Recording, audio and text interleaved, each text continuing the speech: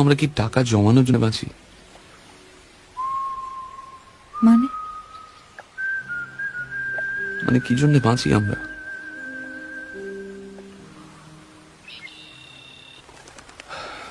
একদিন আরো বয়স হবে, হাতের মতো মুখের উপরেও নানা রেখার কাটাকুটি খেলা চলবে।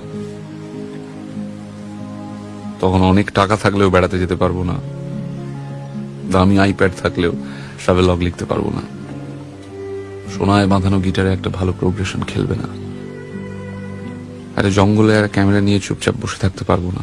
কখন একটা কমন গ্রিন ম্যাকপাই কাঁধে মাথায় এসে বসবে, সব কাকে বলবো তখন? এ দুঃখ কে নেবে?